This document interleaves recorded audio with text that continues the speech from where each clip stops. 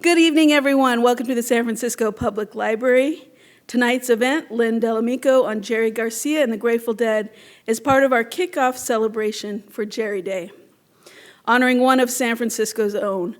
We're so glad to have you here with us as we celebrate the life and legacy of Jerry Garcia, born in the Excelsior, raised in the Mission, and forever part of this city's creative heart. Before we begin, we want to take a moment to acknowledge the land we're on today is the traditional homeland of the Ramaytush Ohlone people, who are the original inhabitants of this place. We want to pay our respects to the Ohlone by taking care of the earth, the animals, and one another. Non-Ohlone residents are guests on this occupied land, and we're grateful for the opportunity to live, learn, and play here. We promise to uplift and respect the Ohlone people, history, and their work. I also want to thank the unseen labor here at San Francisco Public Library, where nothing could happen without our custodial crew, our security, and our amazing media services teams who make this place what it is. While you're here, don't forget about Summer Stride, which is our citywide summer program. Whoop! 20 hours gets you our iconic tote bag, learning, reading, exploring, and coming to events like this, and you can get our beautiful tote bag. One last note is books are available from our amazing independent bookseller here in San Francisco, Borderland Books. Please pick one up. There will be a book signing at the end of the event out in the Correct lobby, so please exit the auditorium and meet us out there for the signing. All right, now for tonight's special guests. Dean Budnick is the editor-in-chief of Relics and the founder of JamBands.com. He's the co-author of The Music Never Stops, a look at live music industry through the eyes of concert promoter Peter Shapiro, and collaborated with Blues Traveler frontman John Popper on the memoir Suck and Blow and other stories I'm not supposed to tell. His other books include Ticketmasters, The Rise of the Concert Industry and How the Public Got Scalped, among several others.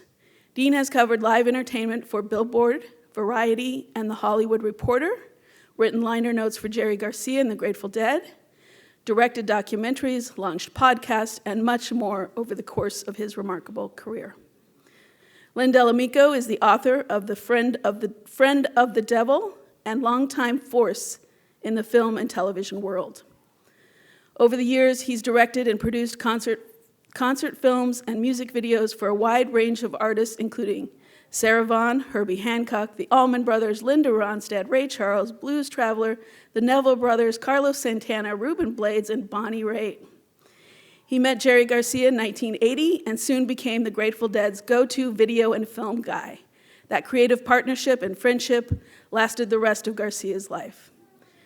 Together, they produced the country's first national pay-per-view concert from Radio City Music Hall, the best-selling home video so far, and a run of groundbreaking live concert broadcasts and iconic music videos like Hell in a Bucket and Throwing Stones. Len lives in Fairfax, just over the other bridge, where he continues to write, produce, direct, and focus on environmental and sustainability issues. His latest feature film, Welcome to Dopeland, is currently streaming. Please welcome Dean Budnick and Len Dell'Amico.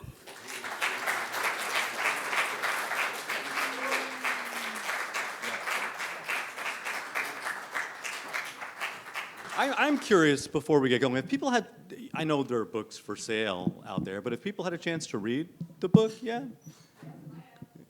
Great, there's a lot to it. It's really, there's a lot going on in this book, and Len certainly talks about his experiences with the Grateful Dead, with Jerry Garcia and the like, but I think there are a lot of other bigger ideas, and I certainly would encourage all of you to pick it up. I think Len's a real thoughtful writer.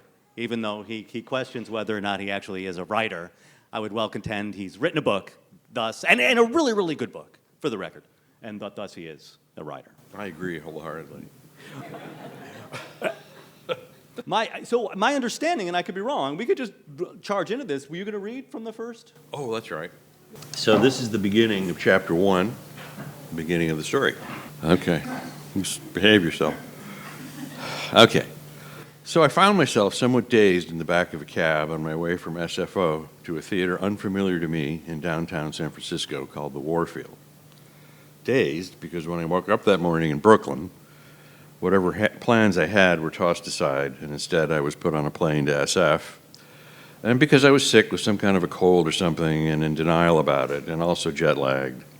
And to be truthful, I was pretty frightened about whatever situation I was now agreeing to put myself in. It was September 25th, 1980, and I was 29. The driver took me to the backstage door of the Warfield and helped me with my carry-on bag and attaché case, a thing that replaced the briefcase in those days. I glanced around at the peculiar scene. It was twilight, excitement in the clean, fresh SF air as showtime was approaching. There were a dozen or so wild-looking young men and women happily twitching and gyrating to music from a boombox, possibly due to the substances in their bloodstreams. Before I realized in my addled state what was happening, a scraggly bearded guy got in my face, grinning maniacally. "Hey, you got any extra passes?" I just looked at him, dumbfounded. The crowd had immediately sized me up as some likely guest list person. Other greeters moved toward me, talking, gesticulating. The cab driver nudged me, put my bags down, offered a receipt. I came back to reality, paid him, and he shook his head and gave me a look of pity as he turned to go. I had a half-formed feeling of, wait a second, as I watched him retreat, but it was too late. He was gone. I summoned an ounce of courage, turned to face the grim metal door, the backstage entrance to a Grateful Dead show, the hugely hyped first show of an historic 2-week run in their hometown. I ignored the shouts coming from the gatekeepers and knocked on the door. Nothing. The people around me laughed and clapped. They weren't threatening, really, but in my bewildered state, I felt a wave of panic, and I pounded on the door hard, thinking, what the fuck am I going to do if this door never opens? The cab is gone, I've got luggage, Jesus fucking Christ. I suppress the panic. I have no choice but to pound on this door until it opens. Then suddenly the door swings open, and there is a bearded, long-haired guy in a cowboy hat lunging out, looking around angrily, brandishing a long black metal flashlight in one hand, like who the fuck is pounding on this door? I try to look non-threatening, shrinking back, luggage by my side, not sharp enough mentally to realize the crazy fans were probably pounding on this door every few minutes.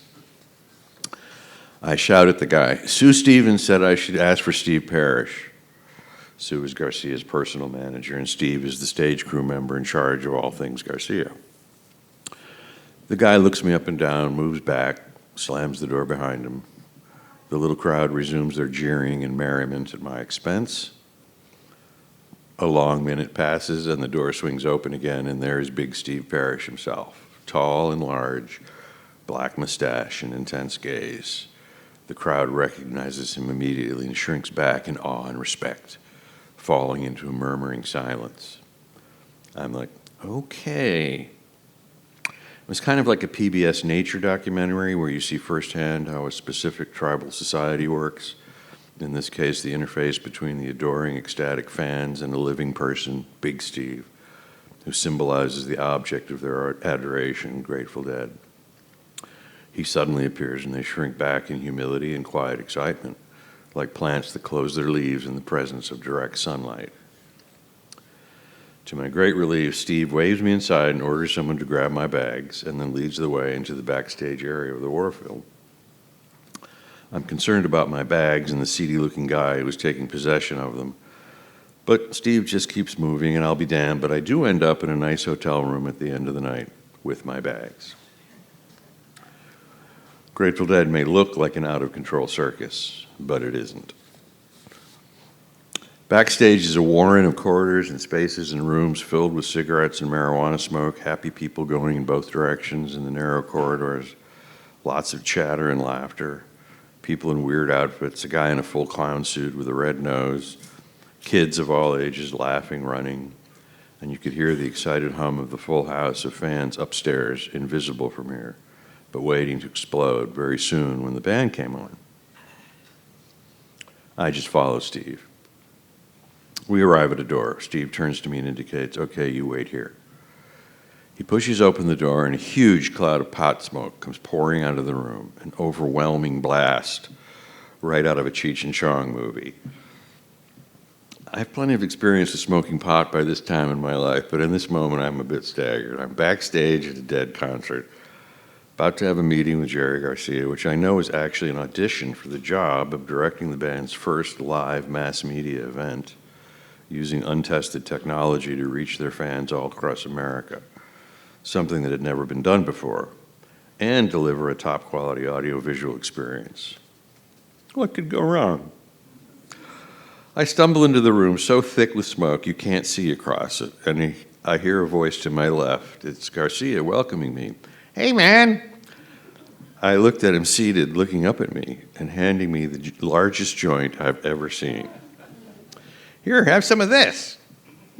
The burning joint in his fingers is inches from my face, framed entirely by his big, smiling face. Garcia is a big man with a big head and an unruly penumbra of thick black hair and a full salt and pepper beard, always wearing his signature aviator-style glasses. He has dark eyes and animated dancing eyebrows, a prominent nose, and big cheeks puffed out by a semi-permanent grin. While performing, his movements are smooth and relaxed, but offstage he seems to crackle with electricity. Confronted with the huge joint Garcia was offering me, I know immediately this is one of those what the fuck moments. I could say, "Oh, no thank you, I'm not feeling great, I probably shouldn't." Or I could just run out of the room and out into the night yelling, "No, I didn't sign up for this, I'm just a tech-type nerd from New York, not some kind of swinging psychedelic adventurer." I'd look Garcia in the eye and take the joint from him and smile and thank him and take a big toke from it. Then I look around to my right in the haze and find someone to pass it to. There are no familiar faces, maybe 8 people sitting on chairs and a sofa and upturned road boxes. They note my arrival, but quickly go back to their chatter and laughter. Garcia waves me into the room. "Come on in, sit down." I smile and nod and quickly realize there's nowhere to sit. Steve, still in the doorway, notices as well, and he suddenly barks at this big, scowling Hells Angels guy sitting on a road box beside Garcia. "Hey, Tiny, give him your seat." Holy shit, now I'm really alarmed. The Hells Angel turns his head to look at me, his scowl deepening, then slowly gets up, grumbling menacingly. Inside, I'm shouting, No, I don't need a seat. Don't do this to me, please." But I keep my cool, nodding politely to Tiny as Steve takes him outside and closes the door. As soon as I sit down, Garcia turns to me with that big, happy grin and makes a sweet greeting. "Glad you could make it. Good to meet you. How was your flight?" I'm relieved that he does in fact know who I am and that I'm here at his behest, and he seems like a really nice guy. The giant joint goes between us again, and the weed begins to hit me. My God, this is not like what we smoke in New York. I try to relax into the high. Garcia explains to me that tonight is the first night in a 15-show run at the Warfield, and that they are adding an acoustic set at the start of the show, which their fans are all worked up about. After the Warfield run, the Dead are booked to play some shows at the Sanger in New Orleans and then move to Radio City Music Hall in New York, where they will do another 8-show residency. The last show will be on Halloween, and it will be televised via closed-circuit broadcast to 20 or more theaters across the United States, something that's never been done before, and also simulcast across the nation on FM radio. He's articulate and speaks quickly as he briefs me while making sure I'm keeping up with him. Fans will buy tickets to see the band on huge color screens in theaters equipped with state-of-the-art PA systems, good and loud. And I start to understand why I'm sitting here with him, because I am someone who can help make this happen. I mentioned to Garcia that I recently filmed a live concert of the Meters and the Neville Brothers at the Sanger Theater in New Orleans. The Meters are well known for their improvisational playing, which can be difficult for film directors to capture, and which Grateful Dead are, of course, famous for. Lots and lots of improvisation. Garcia smiles and nods knowingly, as if he has seen some of the footage already, or maybe he has spoken to Art Neville about it, or maybe he's just signaling Yeah, you just filmed the Meters and the Nevilles, two of the greatest bands ever, and somehow you got that gig, and I heard it went well. Oh, so that qualifies you to be sitting here. I'll never know. I am now firmly in the grip of the weed. It's like I'm watching a movie, a Fellini movie maybe, a movie that I'm also in. Bob Weir pops in suddenly, acoustic guitar slung around his neck, laughing, the sound from the venue above surging until he shuts the door. He strikes me as a very relaxed, outgoing guy, male model, good-looking, athletic, in marked contrast to Garcia. He makes a reference to the impending disaster of the acoustic set. Garcia returns the jocular repartee, and it's clear that doing an acoustic set is Garcia's idea, and everyone else is just going along with it. Then Weir refers cryptically to the director auditions going on for the Halloween broadcast. Is this one of the guys? Referring to me. We had not formally met. Garcia nods, and they have a good laugh, and then Weir exits, still laughing. Geez, what am I in for? Parrish ushers someone else out of the room, brings Tiny the Hells Angel back into the room, and gives him the seat. Tiny glares at me. Garcia seems to notice my, shall we say, slight discomfort. I'm so high, my head is spinning. But he presents that warm, reassuring smile, signaling that all will be okay. I had no idea then, but over the next 15 years, I'd grow accustomed to his ability to make others comfortable. Even in that moment, I could see he was a warm and gracious man, something of a charm machine. My brain fog lifts gradually as we fall back to talking about the Radio City shows and the closed-circuit theatrical event. The subject of hosts for the broadcast comes up. Garcia and the band like Franken and Davis, the hot Saturday Night Live writing and performing team. And yeah, maybe we should pre-record a bunch of comedy skits to fill out the band's 30 or 40-minute breaks between sets.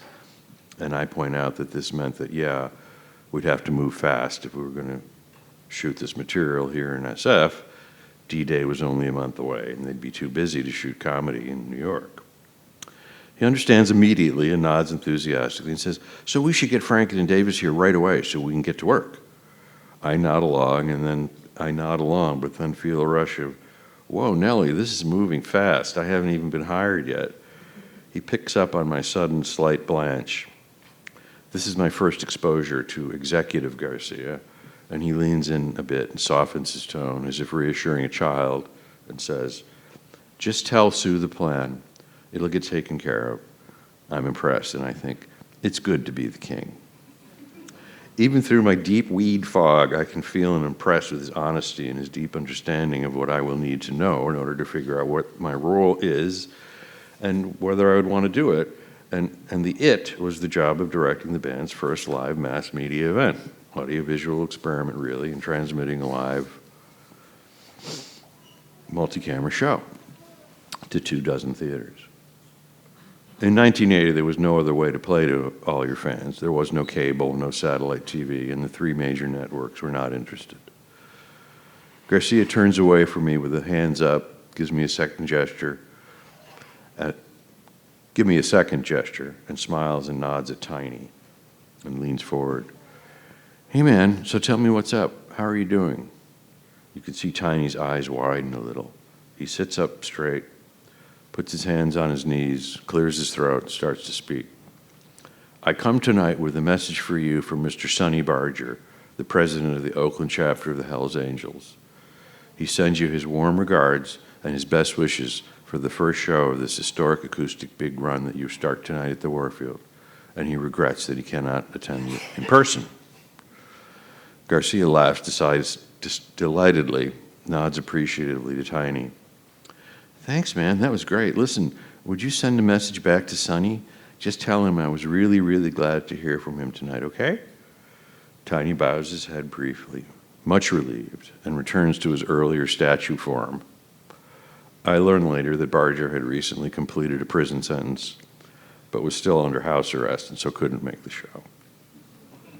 Parrish pops in suddenly and yells, 10 minutes. Tiny and a few others get up and shuffle out. So now it's down to me and Garcia and 2 or 3 others who apparently know they can stay. Garcia reassures me with a hand gesture so I make no move to leave. He picks up his giant Martin acoustic guitar and starts to strum. Someone pokes their head around the door and asks Garcia if he wants a boost from the doctor. Apparently an injection of unspecified but certainly benign ingredients meant to enhance your imminent performance. Garcia declines politely but firmly, and the guy leaves. Now he starts playing with some focus, improvising, obviously warming up for the show. I sit back, feeling like the talk time is over, and feeling comfortable and happy. This has gone well, and this guy is knowledgeable about the project, and that he is really sweet and smart. Parrish pops into an house. 5 minutes. He holds the door open. You can hear the sound of the crowd now, even down in the bowels of the theater. You can feel their anticipation. Almost as one, the visitors rise to their feet and bolt for the door, and I get up to join them. This is obviously the time for Garcia to be alone. But he glances up at me and says, "No, sit down," without missing a beat in his playing. I sit. Parrish closes the door. Now it's me, Garcia, and his music. I am high and how, yes. I am high and how, yes. I am momentarily confused about what has just happened, but I am also able to just let it go. The music he's playing is beautiful. He wants me to stay, so shut up, I say to my mind, and I let go. What follows is a gorgeous, intimate musical journey. One of the greatest guitarists of all time playing his giant Martin in this little room with no one else here but me. He's playing rapid arpeggios, so you'd expect in a warm-up, but also melodies were weaving in and out, bits of songs, pieces of ethereal music, going deeper and deeper. Now I'm not just high from the weed, I'm definitely getting off on his playing. I have no thoughts, only feelings, and it feels really, really good. Time stands still. He's not paying any attention to me, he's just doing his thing. I'm basically just tripping on the music, hypnotized, wandering off into another dimension. I'm not aware of who I am or where I am anymore. Suddenly the door flies open, the spell is broken, and you can hear and feel the roar of the crowd, a huge crescendo responding to the house lights out cue. The band is about to come out, the building is vibrating. Parrish yells forcefully, now, let's go, let's go.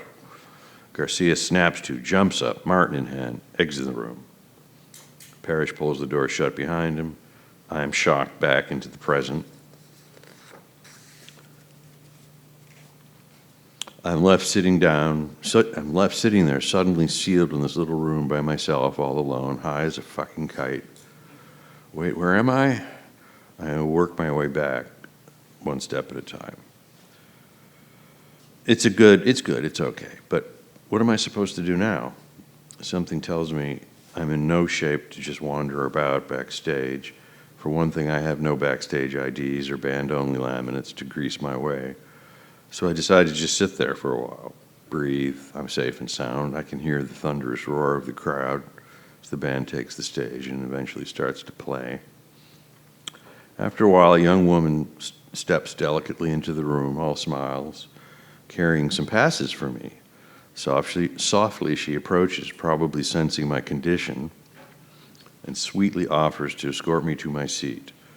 I nod once for yes and follow her through the narrow corridors, passing Tiny as he comes the other way. I swear that he growls at me. I smile back politely, edging closer to my escort. Now, looking back 40 years, I'm still touched by how well the band treated me. After all, someone must have eventually said, "Hey, where's this Dell'Amico director guy we're supposed to take care of?" And they went and found me.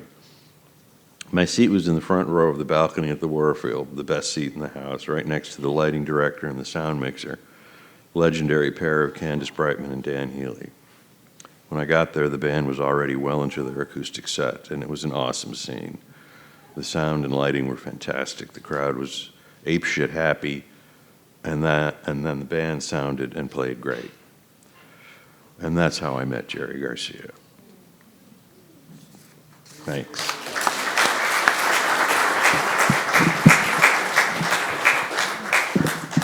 I mean, first and foremost, I'm backstage with Len, and Len says to me, "You know, Dean, I'm not a writer." Just the temerity, the audacity of you to say that. I think it's very, very clear to everyone who was here, wrapped by your account of that you are indeed, sir. And you've written a book. Yeah, am I right? You're a writer. Thank you. Seriously. And I don't know, it's so evocative. You capture those moments so well. You bring everyone in with you. Thank you. I just want to make that point clear. But let's talk about the process. Let's talk about the book. There are many, I'll hopefully elicit some stories from the book from Len. But I think what's really, really interesting is that this book had been in Len's head, Len, in your mind for many, many years. Can you talk about, explain to everyone, what that process was like and when you first contemplated that you'd like to tell this story? Absolutely. So the book covers a period from 45 years ago to 30 years ago. And I knew the guy for 15 years. And in that time, I took some notes because I thought it might be interesting someday. And I had a lot of other work, not just with the dead. And after he passed, I pretty quickly knew that I would have to write a book because I felt a sense of obligation to him and the dead for what I had learned from them. I learned an approach to work, which I used successfully and happily. It's described in there, but I mean, in a nutshell, it doesn't do any good to worry or stress. The director is in the middle of everything. And and people come to you with their problems, basically, and they're very gifted, the lighting designer or whoever, they're very gifted people. And it's like, calm down. I'll take the stress. Don't you worry about it. We're not at war. It's just a TV show. We'll figure it out. And they learn to do that.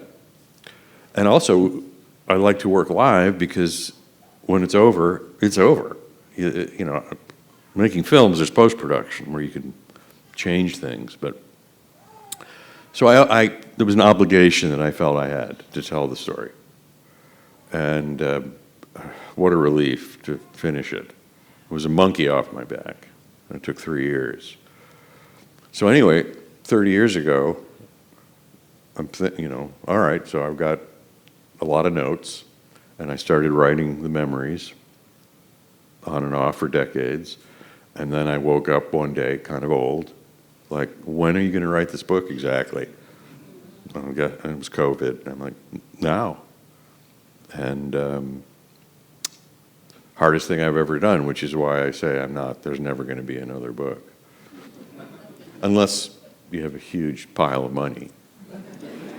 Well, for the record, though, this book talks about, Len's, really focuses on Len's role with Jerry Garcia and the Grateful Dead, and there's so much that's unspoken in terms of backdrop and other things that are happening. Like, there's certainly another book, at least one.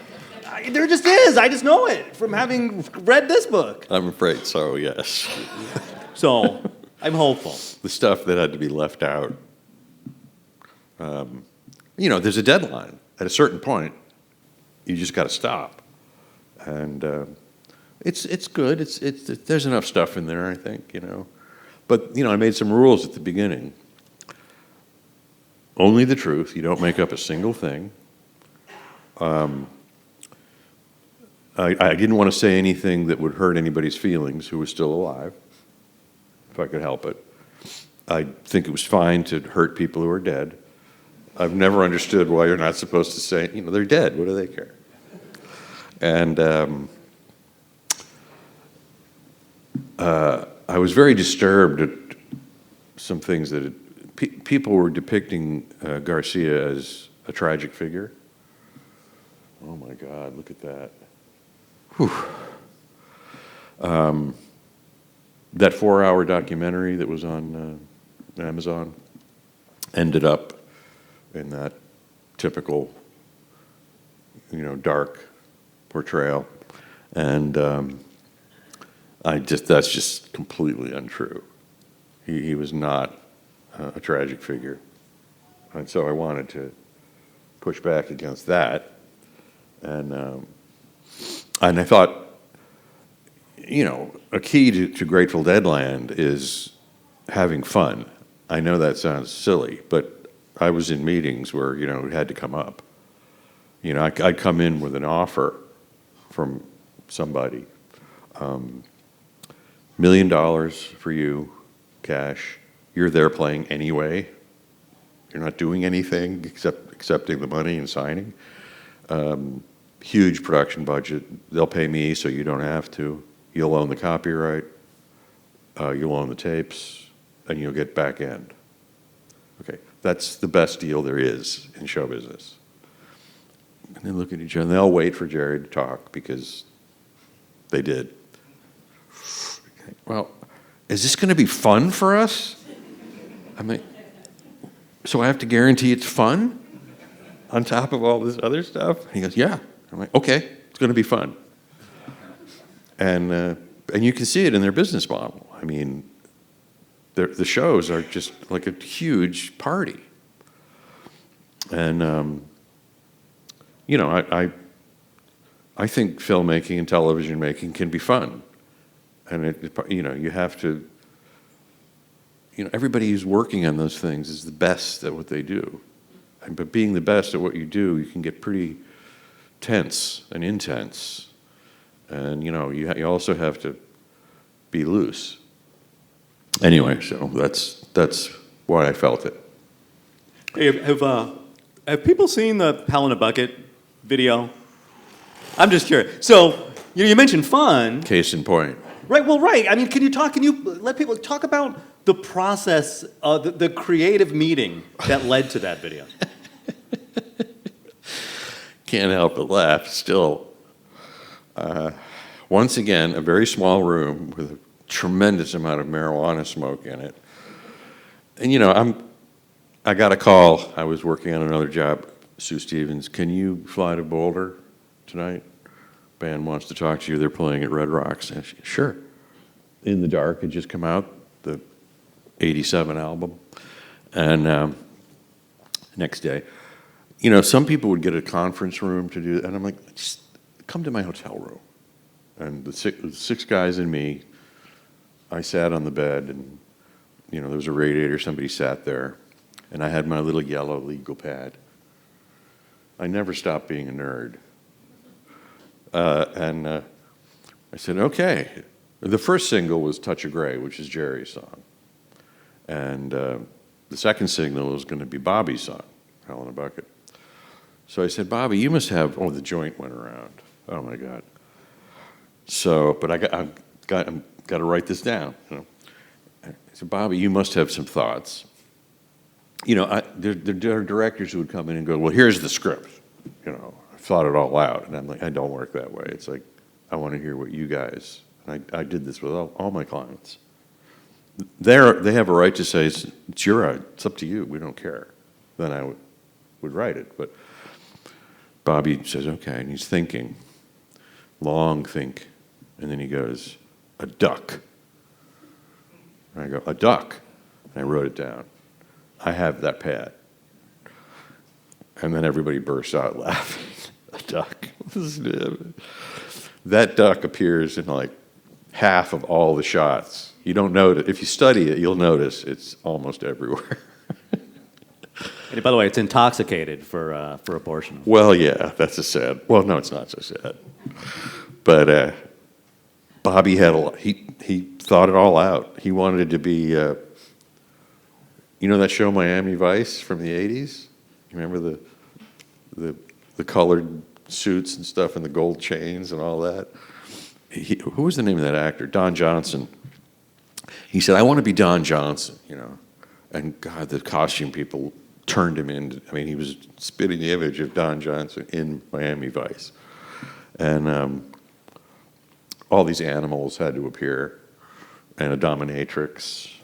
And we put the two drummers were devils driving a 1963 pink Cadillac. And we got towed around. When you're doing a car shot, it's actually on a trailer. It's being pulled by a giant truck with all kinds of equipment. And you're shooting through the windshield, and then you shoot through the sides. And we went in a loop around San Rafael. And the people on the street pretty quickly got the idea, and they would just wait for the car to come back and jeer at us. It didn't matter because you're not recording sound. You're playing the song so that Bobby can lip sync it. And so he's in the back seat with our dominatrix, played by Allison Sullivan, who killed it. And the duck is between them. And they got champagne that they're toasting each other. But I had put out the word before the shoot, no booze anywhere on the set, because we're shooting in a bar, and when you shoot in a bar, you have to put in all fake.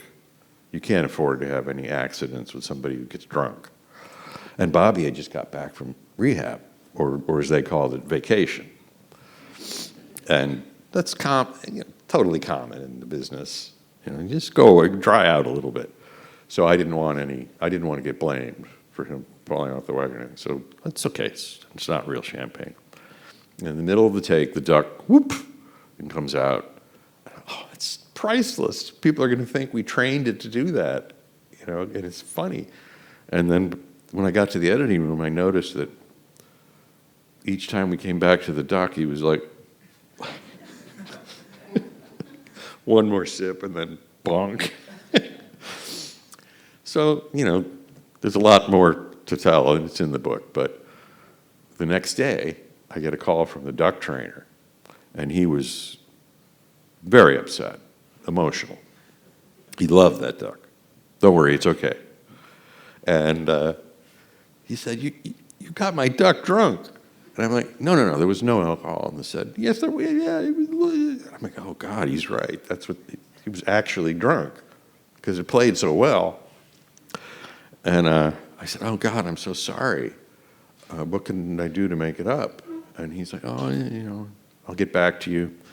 And it turned out that Bob had slipped somebody $50 to go out and bring in real champagne. And Duck recovered, and the guy said, I just can't train him with white grapes anymore. That's what it was. It all made sense.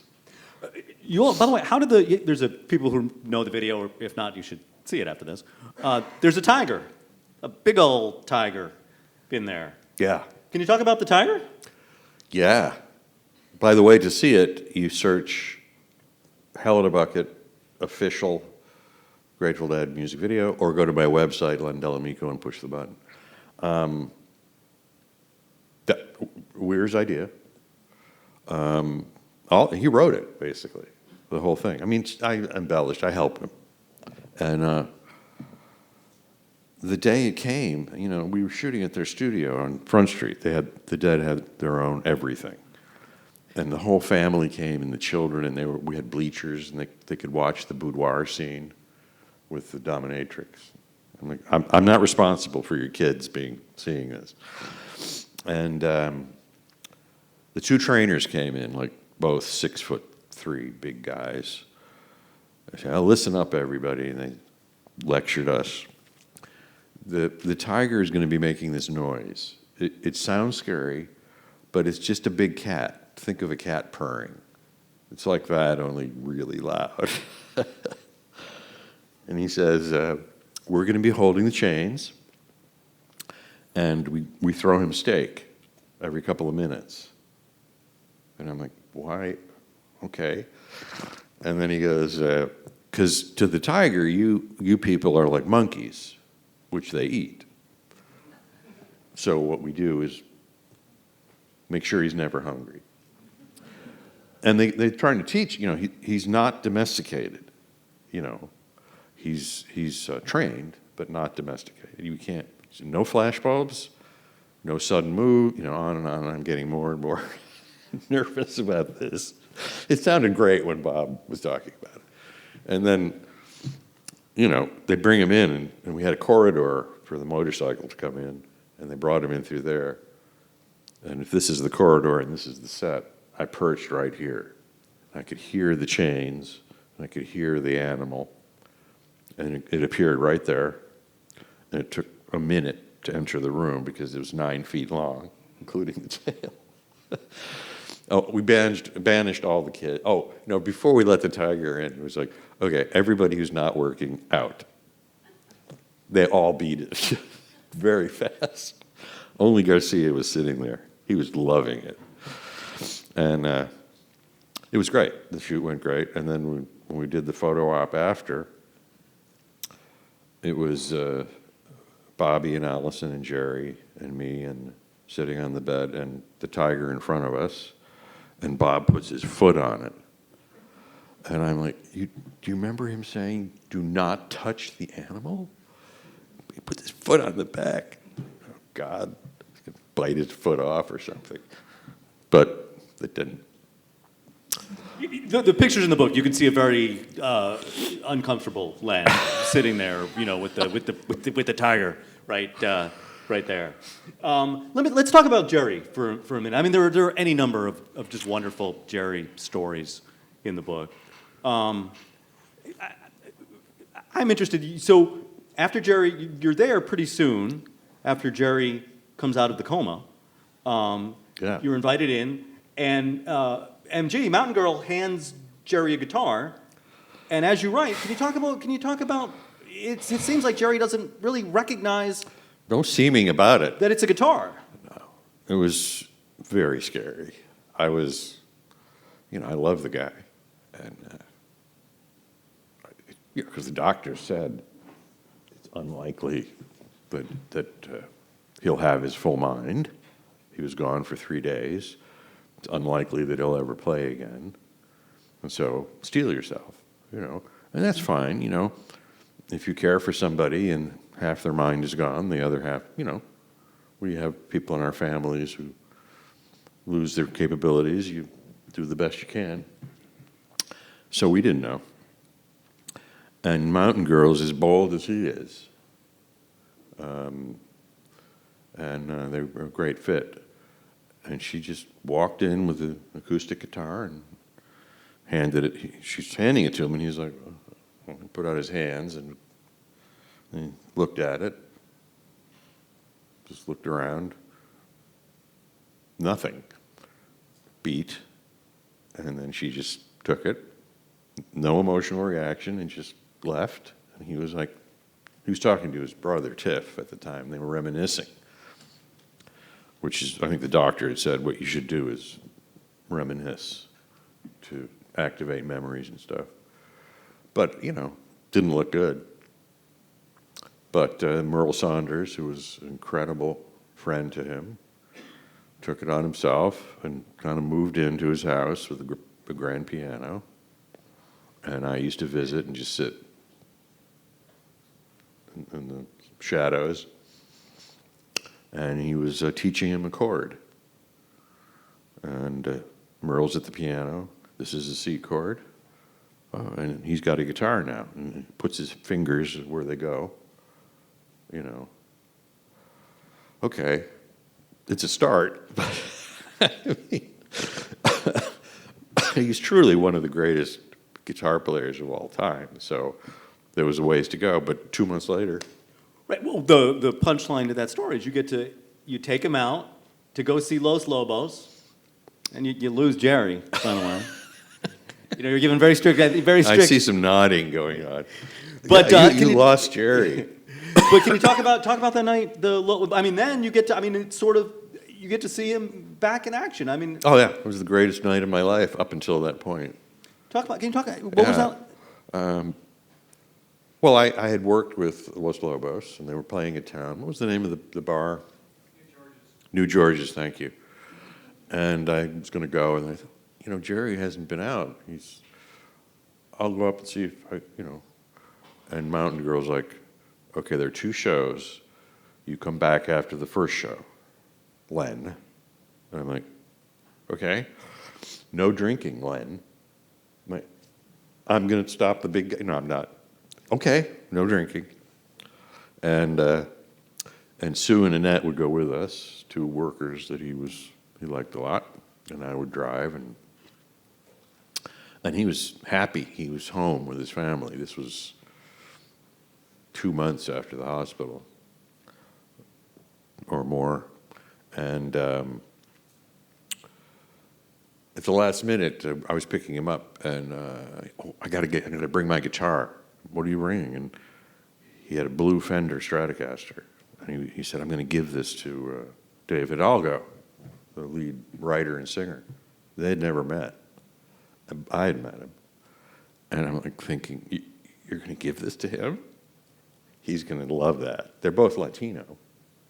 Jerry was half Irish and half Spanish, and so we get this table, and the place fills up, and the double takes of people walking by, were pretty funny. They didn't think it was real or something. I don't know. Who's that guy who thinks he's Jerry or something? I don't know. And the waiter sweeps up. What can I get you? And I'm like, and then Jerry's like, oh, I'll have a Black Russian. I'm like, wait. I said, okay, I guess I'm drinking too. And we did. And then between sets, I took him backstage to meet the band, and he gave Dave the guitar. It was very emotional for both of them. And then Santana walks in. And they hadn't seen each other. And, everybody was scared for a month, deeply scared. So to see him alive and well was emotional again, and they were close from way back when. Later, I was able to get them together in an HBO show, which is great because they had totally different styles, and when they duetted, it was superb. And so then, we go back outside, and then the next crowd is coming in for the Late Show. They're not going anywhere, and I know I'm not going to win that fight because they're having a good time. The guy comes back, and they have more drinks. And then some girl appears out of the crowd and just says, Jerry, come dance with me. Boom, and he's gone. And then when the show was over, didn't know where he was. He didn't come by us to the exit.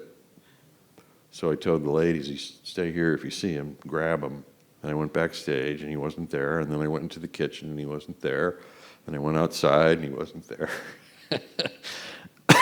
And panic was setting in. I mean, for starters, Mountain Girl would kill me.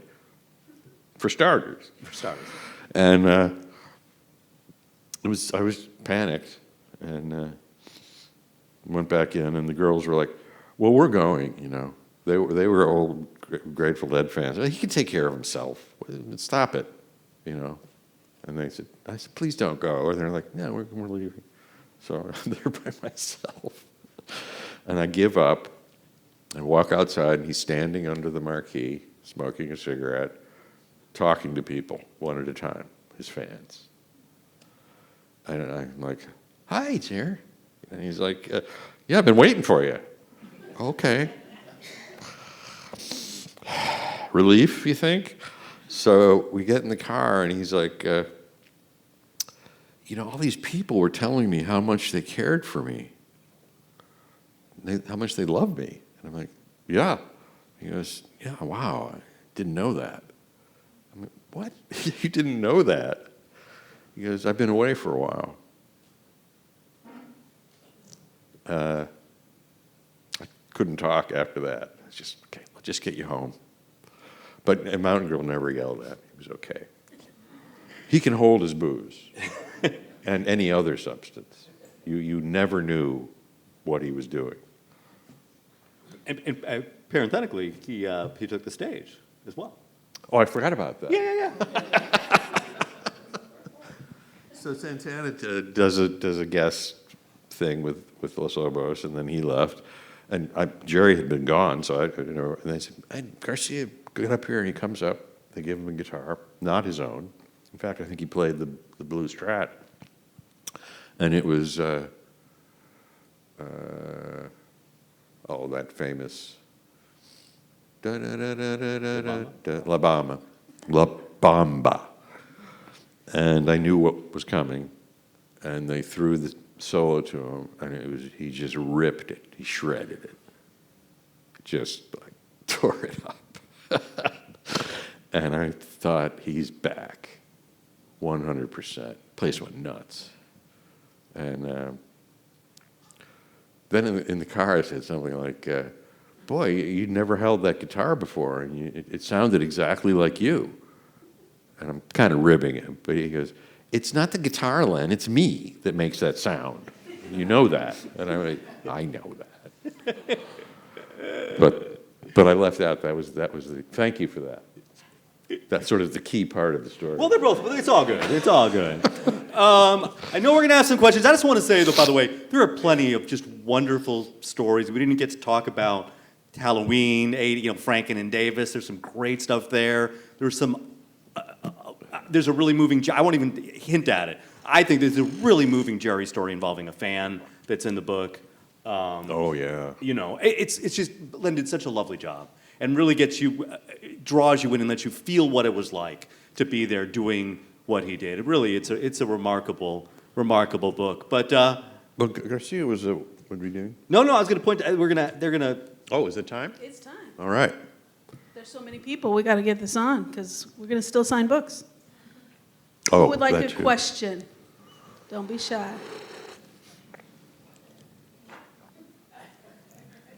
Really? Okay. Use the microphone. Yeah, you talked about being in New Orleans with the band, but I don't know if it's the same time, but there's a famous picture of the band all lined up like a mugshot with two cops who arrested them. They were busted in New Orleans. Yeah. Oh, yeah, that's what I meant, New Orleans. And, but they seem to have been busted and let out all on the same weekend. So what happened? That was before my time. Was it? And I've never been there with them. I mentioned New Orleans because I was there with the Meters and the Nevilles, and I also shot some other HBO shows there, but not with the Dead. Yeah. So you talk about, Where you been? You're not in your house. She's a neighbor of mine. and so I've known about this book for a long time because we talk about it on the walks with the dog. So I'm so proud of you. Congratulations. But my question was, when you talk about some of the other artists that you got a chance to work with, did you get a chance to have such a deep personal relationship with some of the other talent that you made films for, or was there something special about the way Jerry let you Yeah, in? but there's only one Garcia, and that's the one I wouldn't write a book about any of the other people that I've known. We were just very close friends. And, normally you're at a distance from the talent. You don't bond. But the thing about the Dead, he planned all this. He knew in 1980 what the technological evolution would be. He knew the digital was coming. If you were hip, you knew what was coming. And he wanted his band to be the tip of the spear. As in all things, they had the best audio, the best everything. And to do that, you need to bring somebody in-house. So they had an in-house sound guy, an in-house lighting person, all of it. Their own recording studio, and then me to do the electronic part. And he never said all this to me. I finished the book, and then I read it, and then I figured it out. Oh, this is all the plan. And, they wanted people to join the family and understand what their motivations were and who they were, which was completely unique. Like I said, I come in with the offer starting out with $1 million for doing nothing. And it would end with, but are we going to have fun? Yeah. Not all the time. But, when they didn't play well, they would just come off laughing. Like, oh, man, that sucked, didn't it? Yeah, well, we get to do it again tomorrow, Fail better. Fail better, exactly. Is that Samuel Beckett? No. What was the... Well, I think that's attributed to. I think some people are attributed. Yeah. I'm sorry, what was the question? What's that? Okay. I just want to know a little bit about your own background. Oh, Yeah, just a little bio. born and raised in Buffalo. Went to New York City for school. Fell head over heels in love with film, and it was just a straight line. It was, once you love something, you're gonna do it, and you're hopefully gonna get better at it. Yeah, and Well, how did you talk about getting the starting to work at the Capitol in Passaic? oh yeah. Well, the lowest point of my life, I think, was in '74, where you're 23 and you realize that every job is taken by people who are older and more experienced, and it's not going to be a dance, you know what I mean? It's like you're going to have to whatever. And I was working as an assistant editor, and they said, well, you can't touch film for 2 years. Then you can touch the film. And eventually I became an editor. And but I was despondent and living in Brooklyn, and the phone rings, and it was my friend Al Dazan, who worked at the Capitol Theater in Passaic, New Jersey, now gone. They had rock shows 2-3 days a week there, 2 acts, 3 acts a night. And Al says, how are you, Len? And I say, terrible. He goes, fucked up and nobody loves you, huh? And I'm like, how did you know? He goes, so he says, the promoter here has a video camera, black and white, and he has a big screen, and he wants to put the image on the screen for the people in the cheap seats. He said, can you do that? And I'm like, yeah. And he goes, can you be here in 2 hours? And I'm like, yeah. That was it. That is kind of the origin story, too, because, opportunities flow from that, including It was a straight line. the Meters and the Nevilles down in New Orleans, and then... Well, doing 3 or 4 acts per weekend without a script, because why would they prepare a script? They're not doing Ed Sullivan show. But most directors want the script. Like, they would sit with the production manager. So who's the first vocal? Okay, Greg Allman. How many bars intro? 8-bar intro. Okay. And you script the show, and you assign shots. And hopefully you get to rehearse it.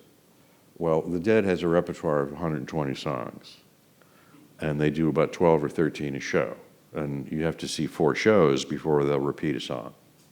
And they don't know what they're going to play next. So what did Garcia need?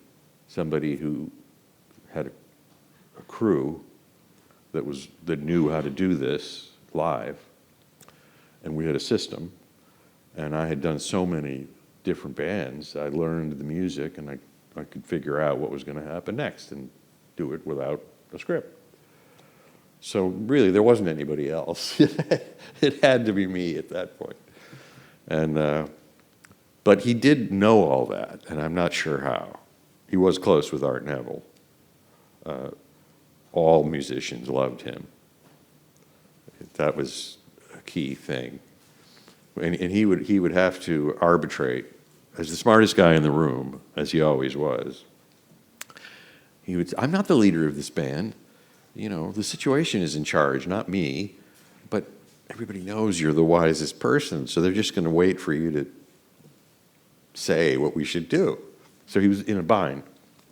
But I heard him, somebody's bickering with somebody. Well, you did, you didn't, you should have been at the sound check, and you didn't, And Jerry's like, okay.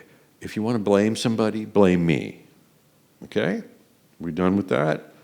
And then they start bickering. He goes, I get along with everybody, so I don't really understand this. And he was just like talking to himself at that point. And it stuck with me. Like, it's true. You get along with everybody. He didn't have a bad word to say about another person. He never complained about anything. Except once he said, I don't get credit for my songwriting, which is true. He was an incredible songwriter. But I should have said, yeah, but all these other things are in the way, like great guitar playing and being loved and all this other stuff. So people don't, especially civilians, don't think about who wrote the songs. That came later, right? Now Grateful Dead, right? Part of the Great American Songbook. I mean, it took a little, after he passed in '95, eventually people caught up with that. I mean, alas. I hope so. Oh, I think there's no question about that, honestly. I think, you see that out there in the world. People take that for granted. And that's why he's still a huge force. You see the Kennedy Center honors? I was there. Yeah, oh, really? Well, the orchestra is playing arrangements of the songs. And the first one, then his daughter was there with Bill, the drummer next to him up there, and Annabelle, Trixie. And they go into a song, and the singer does a verse, and then Jerry appears in the ether like the Wizard of Oz. Somehow they projected his face up there, and it was like, holy shit. And like that. But an interviewer asked me on Fox News the other day, it was a short interview, can you tell me what the appeal of the Dead is, or something like that? I'm like, really? Okay. So I said, you have to be in a room with 80,000 people when they go into Uncle John's band. Ape shit. There are about eight or 10 songs, which are the core. I call it the what are the ministers referred to? The core beliefs. Liturgy? Liturgy are in these 8-10 songs. Franklin's Tower, Eyes of the World. We know what they are. It's not Wang Dang Doodle. But you got to have that stuff. You got to have fun stuff. But then when the liturgy comes, the crowd, Eyes of the World is probably the best example. But anyway, they go into Uncle John's band, and it's mayhem, and then they calm down. And I would see Garcia as a band leader just no, we're going to wait for them to calm down. We're just going to extend the intro. Another 8 bars, okay, you calm. We don't want to be singing when you're still going nuts. And he gets to the line, what we want to know is, are you kind? And that roar, you have to experience it. That'll change you. There's hope. What can you say? It's just that 3 words, but it's quite Christian, actually. I mean, and it's Hunter, but let's talk about Robert Hunter. He wrote the lyrics to all those songs that I just mentioned. He's really the man behind the liturgy. And he did get inducted into the Songwriter Hall of Fame, which didn't happen to Jerry while he was alive. I don't know if they're both in it now. But yeah, so that's why this is so amazing, what's happening tomorrow and the next day. My daughter convinced me to go see them at Pac Bell 2 summers ago. Wow, I was just blown away. And John Mayer is the best person who could be doing this. And on the way home after the show, I said to her, if Jerry could see this, he would just be ecstatic that it's going on. 'Cause, he's not going to be jealous of John Mayer. He doesn't play like Jerry, but he's perfect for the job. And there are other bands spawned, lots of them. The names that they come up with for themselves are unique. And here it is, 60 years. And I'm hoping that it goes on forever and becomes bigger, because as I try to explain in the book, I think it's an important subcultural influence on us. And it's meaningful. We have to listen and keep it going. And I have no doubt, because it's fun. And then I saw them at the Sphere. Have you been to the Sphere? I have. Oh my God. By the way, one quick point, just real quick, relative to the Capitol in Passaic. You can go on YouTube and you can see all this old video that Everything I've ever done is on YouTube. Len shot. It's interesting. And Len's point that he said to me was, you can look at it and it's like about the same as like a Ring camera, the quality of the video, but it's all about the performance. It's not about the video, right? That's where the If energy you is. had told me in 1975 that my tape of Talking Heads would be on this thing called the internet, and you can watch it anytime you want, anywhere on Earth, for free. I would have thought you were nuts. There was just film back then. And by the way, the video cameras we had were about a tenth as good as a Ring cam. I stand corrected. Totally crap. But it is the performances. I am curious, what are some of the key aspects and takeaways of working with Jerry and the Dead in your role as working in the media, and what that means as we come into this abundant age of media production and how it is kind of all around us? What does that mean to you, and what, how do you embody that in your work today? That's a lot of questions. But you started by saying something about Jerry. What was it about?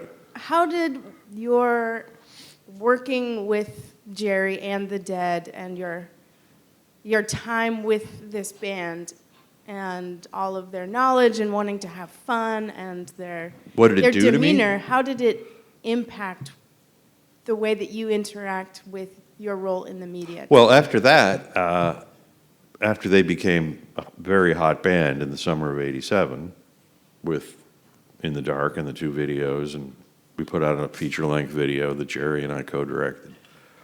So then I became a known quantity, and I was already a known quantity to do live broadcast music. But everybody had an attitude toward me from then on.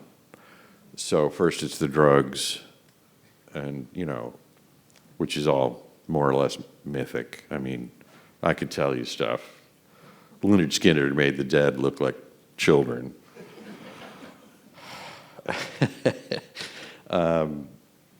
But for me, just being the calm center is the most important part of the job. Again, when people are flying off the handle, it's like, we're not in a war here. We're just shooting a concert. What's the worst that can happen? I never work again. Okay, it's not that bad. I can do something else. Again, read the book. You'll see that just in the Radio City shows at the outset. There's so much there. Have I said already that I think it's a lovely book? Well, it is. I stand by that, for the record. Len Dell'Amico. Pick it up, share it, buy it for a friend. Thank you, Lynn. Thank you, Dean. Really, it's over? It is. It seemed like not It's- very much at all. Buy a book, get it signed. We'll see you in just a moment. Thank you. Thank you.